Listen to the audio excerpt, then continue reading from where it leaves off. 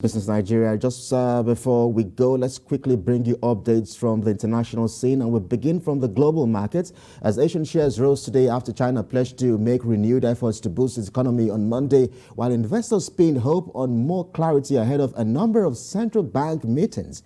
MSCI's gauge of Asia-Pacific stocks outside Japan was up at 0.47%, with China's benchmark CSI 300 index and Hang Seng index opening at 0.2% each.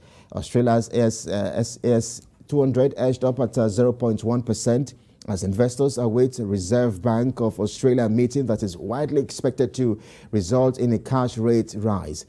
E-mini futures for the S&P 500 index rose at 0.68% in the Asian morning session, indicating a rosy start, while Japan's Nikkei 225 slid at 0.3%. And a bid to boost the yuan after the currency hit a two-year low, the Chinese government has reduced the amount of foreign exchange deposit banks need to set aside as reserves for the second time this year.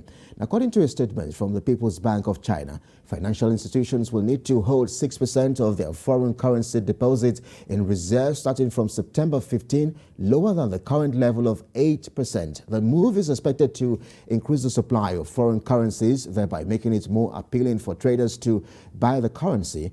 The yuan slid as concerns over monetary policy tightening in the U.S. and a deepening energy crisis in Europe bolstered the dollar.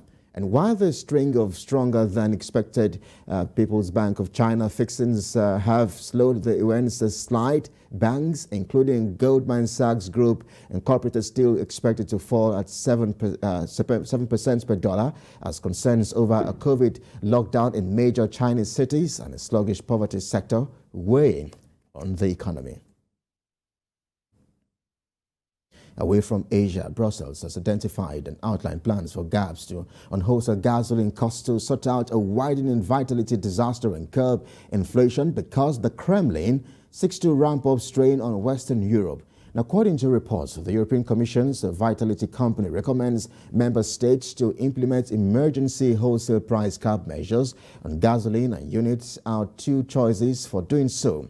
The measures are a part of a broader plan to melt the blow of hovering gasoline and electrical energy costs resulting from Russia's President Vladimir Putin's invasion of Ukraine. The proposals have been put ahead the day that Russia won gasoline provides by means of the important thing Nord Stream 1 pipeline to Europe could be halted until the West lifted its financial sanctions on Russia. And with that story, we conclude our Business Nigeria this time. Thanks for watching from all of us here. We say good afternoon. We urge you to stick around here on TVC News. The World Now is next.